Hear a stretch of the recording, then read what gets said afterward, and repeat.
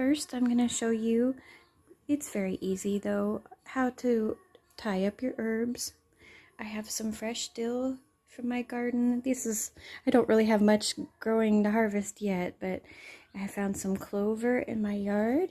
All the mint was picked over by the rabbits, so clover will have to work.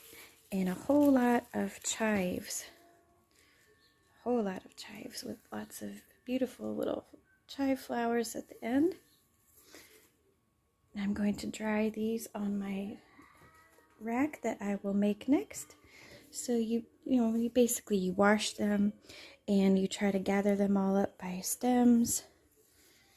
And I get this like macrame twine that's unbleached, that it's just cotton.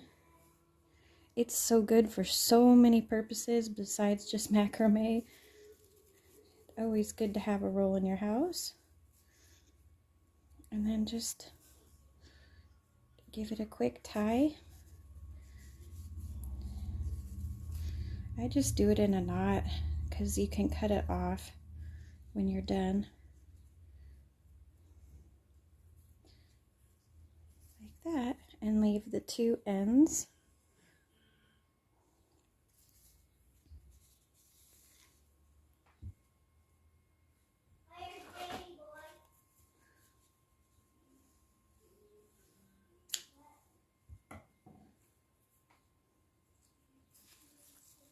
Sometimes when it's a big bundle like this, it's good to go around it twice to make sure you've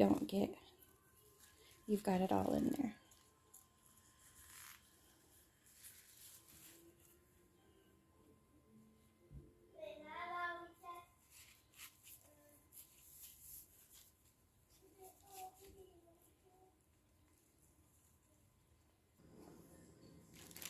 I had gotten this set of embroidery hoops from my sewing store.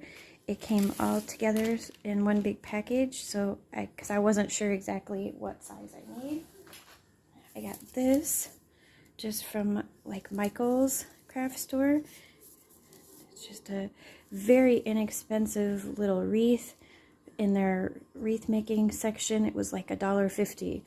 So I'm going to find the shape that is the closest to that one. This one is a little too big. So this one I think would be perfect. So now, remember this towel from, I'll link the previous video where I unboxed this beautiful towel. I want this to be the focal point in the embroidery hoop.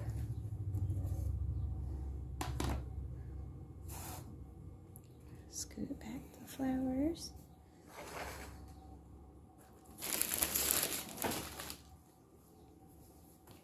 It's a very big towel, so I'm thinking that I'm going to have to cut it.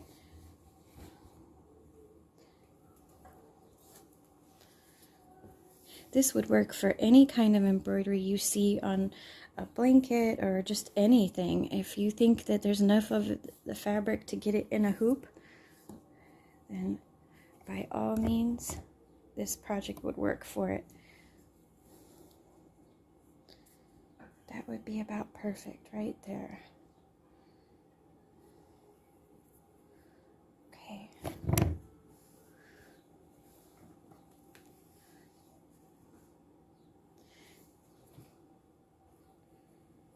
It doesn't have to be exact because you won't see the back of it.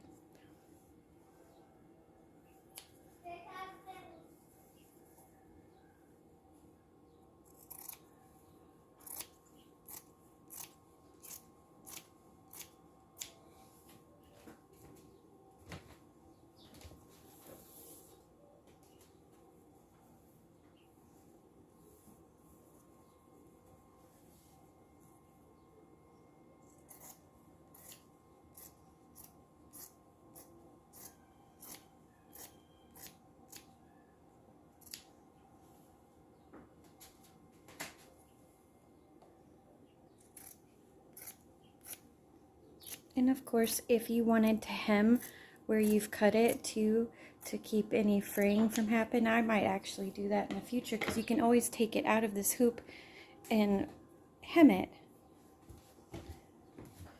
But that is good for now. And then you just unscrew this a little bit to get the two pieces apart. I'm sure most of you know how to use an embroidery hoop, but just in case.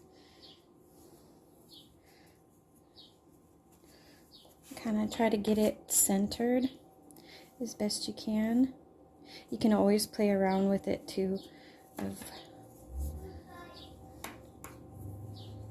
till you get it just how you want it, where it's straight enough for you. If I had an iron, I would have ironed this too, so it was nice and flat, but I'm currently without iron. Mine broke on the move up here, and I haven't replaced it yet. There, that's perfect. Okay, and then just tighten it back up nice and tight so it doesn't fall out.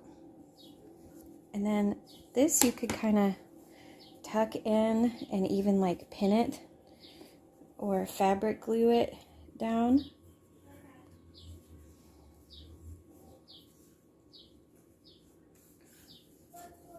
Which I might do here in a bit.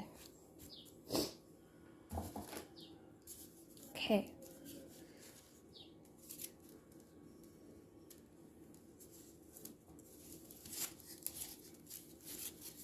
So you kind of just want to eyeball it of where on the wreath you'd like it to be. I think this should be better at the top.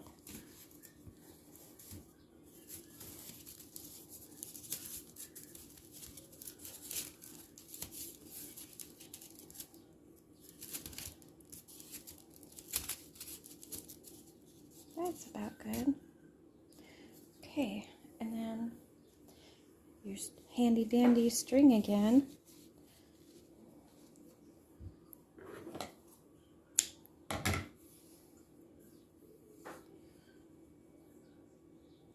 And I'm just going to go see this little space in between the tightener. I'm just going to go through that. See, just go through it.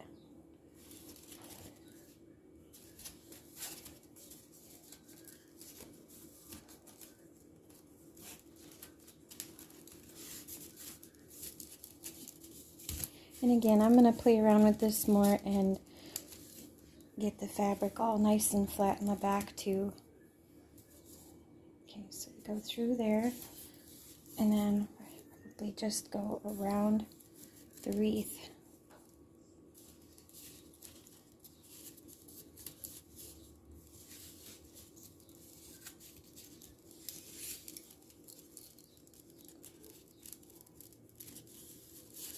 I'm going to wrap it around a few times. And it doesn't, you don't have to put that in there exactly yet until you get it all nice and wrapped around there a few times. And then this I wouldn't tie in a knot, I would definitely tie it in a bow. So that, I mean, you could always cut it off but to save the string, but a bow will work right now. That way you can easily untie it.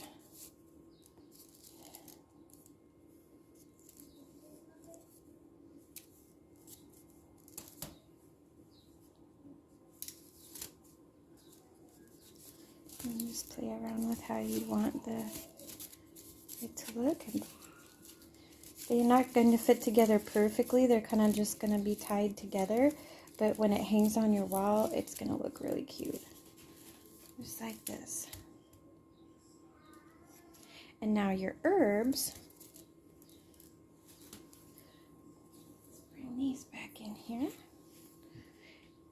See how we had just tied it like that, and then you had these hanging strings.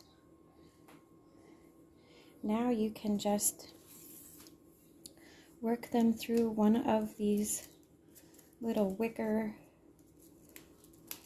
hoops, just like that. And then you can hang them as low or as high as you want to. Try to have them hang down a little bit longer.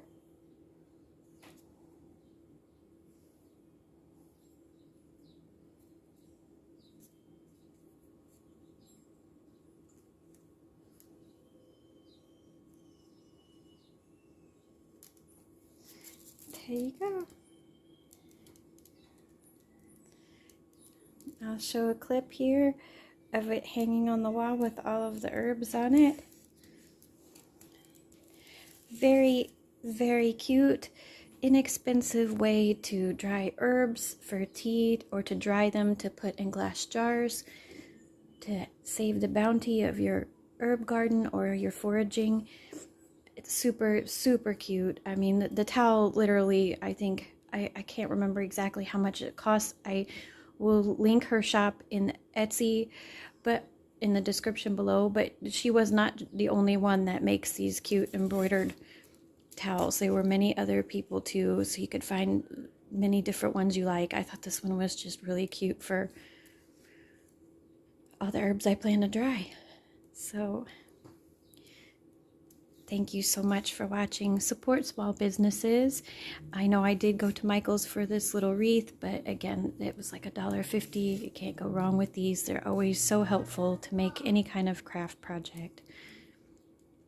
And take care. Enjoy your summer. Please check out my channel if you want to see my naturally colored soaps. Have a good day.